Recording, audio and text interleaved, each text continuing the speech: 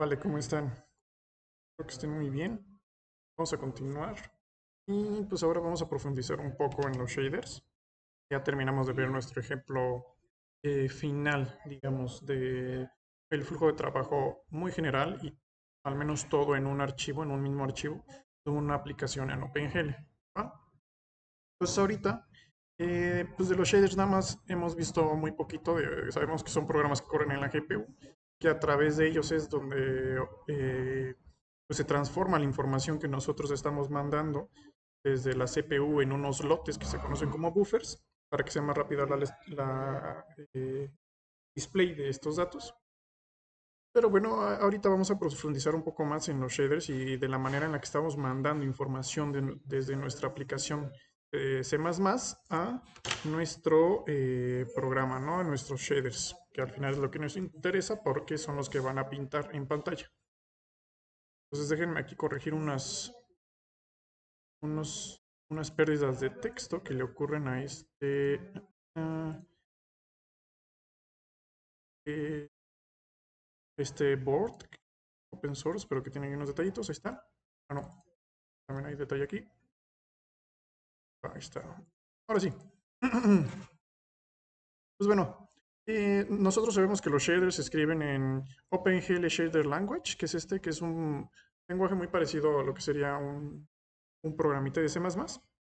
Y pues esta va a ser la estructura general que va a tener un shader, ¿no?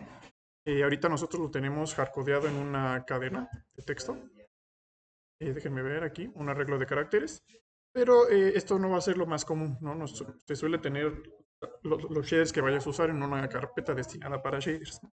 Lo vamos a ver un poquito más adelante cuando ya entre en su primera práctica. Y bueno, entonces, lo primero comienza la declaración de la versión del shader, las variables de entrada con su tipo y su nombre, y las variables de salida, ¿no? Lo mismo y tipo y nombre, ¿va?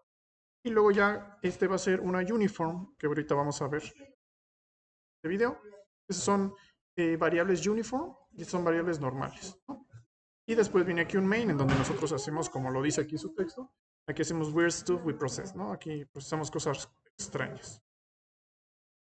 Entonces, lo primero son los tipos que va a soportar, como un lenguaje, como los tipos fundamentales de C++ y de C.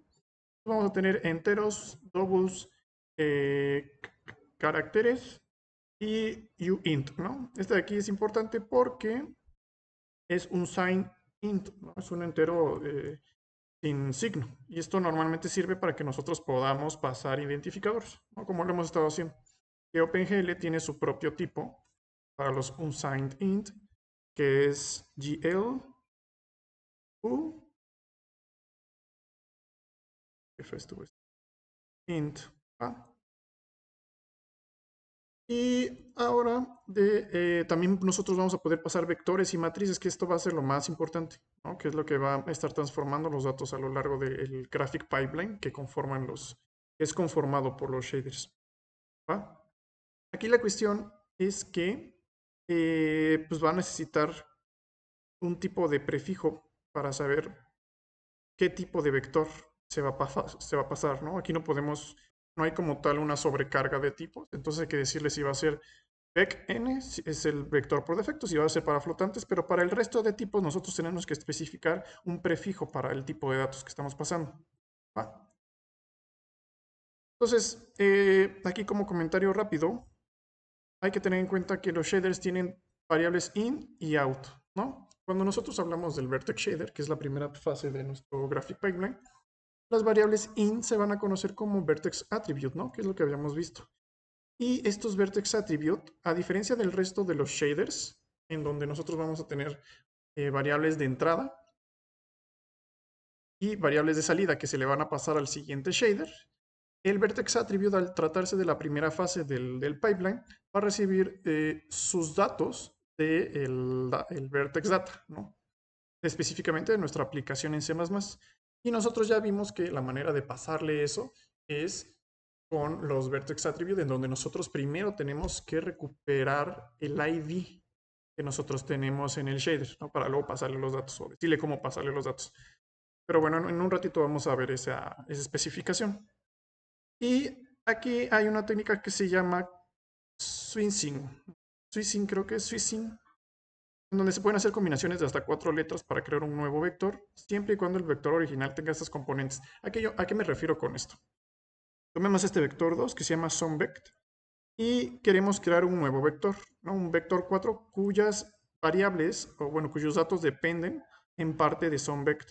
Entonces, en este tipo de datos, nosotros podemos poner SUMVECT XY, XX. Ajá. Y entonces aquí yo le estoy diciendo, different vect va a ser SUMVECT, pero te vas a agarrar X, Y y vas a repetir 2 veces X, donde X y Y vienen de este vector 2. Entonces, básicamente, vector 4 se construye a partir de SUMVECT. Ahora, vector 3 se construye a partir de vector 4, pero solamente voy a considerar Z, Y y W. Y luego un vector 4, ¿no? Que haga SUMVECT, todos mis datos son X, o sea, yo tengo algo del estilo. Voy a acercar un poquito más. A veces siento que pintar esto sí clarifica las cosas, pero me siento un poco torpe. Entonces, si esto llega a ser lento para ustedes o confuso, me avisan para que cambie ahí la estrategia, ¿no? Pero entonces aquí yo tengo mi SUMVECT, y esto va a querer decir que si SUMVECT era mi vector del estilo, que querían un 2, 5, eso quiere decir que este primer SUMVECT va a ser pues un arreglo de puros 2, ¿no? Porque yo construí ese SUMVECT a partir del primero, ¿no? Y aquí lo voy a sumar con another vect, donde another vect, aquí va a estar complicado, ¿no? Porque SUMVECT depende, different vect depende de SUMVECT. Esto quiere decir que esta cosa de aquí, different vect, qué molesto. A ver, esto sería un 2, 5, 2, 2, y este de aquí, como vemos para acá, pues sería un Z, que sería un 2, Y, oh Dios, mi cerebro, y un 2, ¿no? Por lo tanto, este SUMVECT de aquí va a ser el another vect, pero ahora repitiendo y, que en este caso es 5, y entonces aquí tendríamos 2, 5, 2, no, todo lo hice mal. Sería 5, 2, the another vect, el Z es W, donde W es 2, ajá. Y otra vez 2 y 5, ¿no? Esperemos que esté bien. Entonces esto ya lo sumaría y este sería other vect, ¿no? Esta técnica se llama switching, donde construyes a partir de otros datos. Y esto no solo aplica para vectores, ¿no? Porque también vamos a poder usar matrices.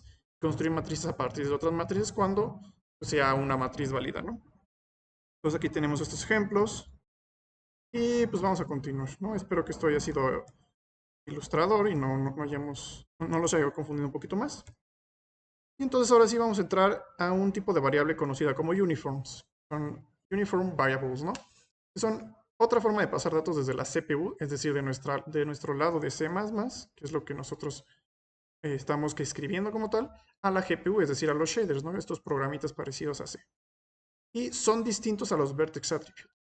En específico, van a tener varias diferencias, o al menos dos diferencias importantes entre los vertex attribute. Lo primero y más fuerte es que son globales. Es decir, que son únicas por shader y por program shader. ¿Va? Entonces, si yo compilo mis shaders y yo los vinculo a un program shader, en ese program shader, al declarar yo una variable uniform, solamente va a existir esa variable en el shader en el que existe y todos los demás shaders deberían poder acceder a esa variable, ¿no? Aunque es extraño que los demás shaders accedan a esa variable, porque normalmente si yo quiero una variable con una aplicación específica en el fragment o en el vertex shader, ahí la voy a definir, ¿no? Pero aquí lo importante es que pueden ser accedidas por cualquier shader en cualquier momento del programa shader, ¿no? Y el valor que se le asigne a una uniform se va a mantener a menos que yo le haga un reset o solo lo actualice, ¿va? Entonces, tomemos esta nueva versión de nuestro Fragment Shader. Aquí tenemos la versión que estamos usando de OpenGL. Y aquí tengo un outVectFragColor, ¿no? Y una uniform variable que se conoce como OurColor. Es un vector 4, al igual que FragColor, porque sabemos que FragColor es una variable que vamos a mandar hacia adelante del pipeline, ¿no? Entonces este frag color va a pasar a la siguiente fase del fragment shader, que, bueno, pues eso no lo vimos, pero básicamente es otra de las frases en donde nosotros terminamos de pintar en pantalla. Este va a ser una variable de salida, ¿no? Entonces esta va a salir para la siguiente fase. Pero este OurColor es el que va a definir nuestro valor de esa variable de salida, ¿sí? Y nosotros estamos usando la palabra uniform para decir que esta es una variable uniforme. ¿En qué nos van a servir? Este es del lado del shader, ¿no?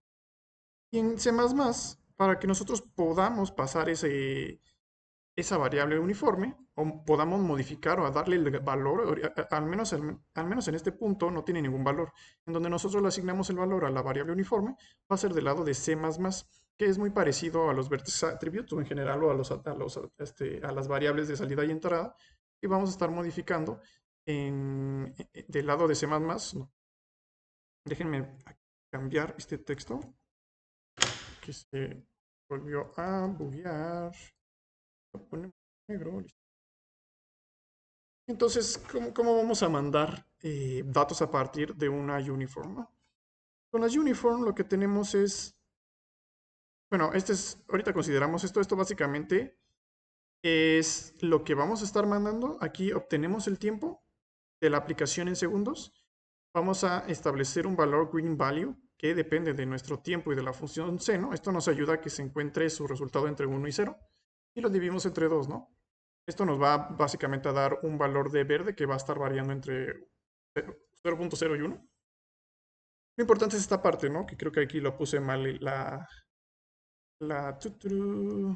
flechita. Esto debería ser aquí. Está bien. Terrible, pero bueno. Tenemos este de vertex color location, ¿no? Lo primero es que es un entero. ¿Qué vamos a guardar aquí? Vamos a guardar la localización de nuestra variable OurColor, que es una variable uniforme y que está siendo utilizada en este shader program que nosotros ya definimos y ya compilamos antes, ¿no? Este shader program ya existe, ¿va? Entonces, nosotros obtenemos la localización, nuestro OurColor, y lo guardamos en este entero. Si recordamos, con los vertex attributes nosotros teníamos explícitamente algo que decía layout igual a 0 o layout igual a 1. Ahí es parecido, no es lo mismo, pero es parecido a esta parte. Ahí lo que teníamos es que nosotros establecíamos el ID en el shader y nos referíamos directamente al ID con eso de enable attribute, con ese número, ¿no? Aquí es distinto porque nosotros estamos accediendo a la localización de ese uniform variable o de esa variable uniforme. Y una vez que tenemos esta localización, nosotros, para poder mandarle los datos, primero tenemos que decirle qué programa estamos usando.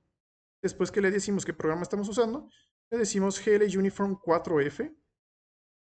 Aquí, porque es importante saber que aquí es 4F porque yo le voy a pasar un color. Los colores en el fragment shader, si recordamos, tienen R, G, B y alfa, ¿va? Que es básicamente lo que tenemos aquí. Aquí le estamos diciendo cuánto te voy a pasar de rojo, cuánto te voy a pasar de green, cuánto de blue y cuánto de alfa. Y básicamente lo que va a estar oscilando, que va a estar cambiando, va a ser mi canal en alfa, en verde, perdón. Va a estar cambiando en verde. Entonces ahora sí le decimos GL Uniform 4F porque tenemos 4 valores que vamos a estar pasando. ¿A quién se lo voy a pasar? A Vertex Color Location. Donde sea que se encuentre esta variable, obtengo su locación y yo me dirijo a esta variable por medio de su locación o no, o por medio del ID, ¿no? Que es como funciona aquí en OpenGL. Te diriges a las cosas por medio de su ID. ¿Y qué le paso? Le paso estos datos porque es un bet4 y le voy a pasar un vector 4, ¿no? 4F, vector 4.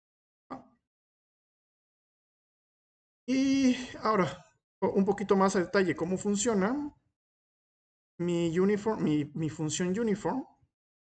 Aquí tenemos. Hay algunas cosillas que notar. Obtenemos el tiempo de ejecución, variamos el valor entre 0 y 0.1. ¿Esto qué nos quiere decir? Que si estoy en 0, 0, 0, 0, bla, bla, bla, pues voy a tener un negro por completo, no un color negro por completo. Y conforme cambie ese 0 hacia el 1, voy a tener más o menos verde, ¿no? Y acá hay una anotación importante. este vertex color location, esta función, si me regresara -1, entonces no pudimos obtener la localización. Tal vez ahí valdría la pena agregar una verificación adicional, tal vez no. En este caso no la vamos a agregar, pero es importante notar que si esto nos regresa un -1 es porque hubo un error al momento de escribir esto o no existe como tal esa variable, ¿no? Y como les decía, ¿no? Eso es importante notar que nosotros estamos usando el program shader antes de poder mandar el uniform. Y a grandes rasgos, la función uniform sirve para asignar valores a variables uniform, ¿no?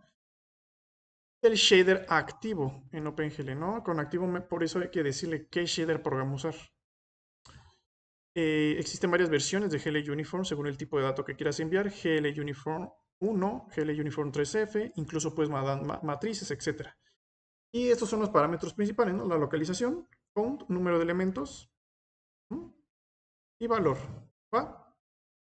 Ahora, aquí como un poquito de dato histórico, pues es un poco incómodo que nosotros tengamos que escribir por cada uno de los tipos de datos un sufijo, ¿no?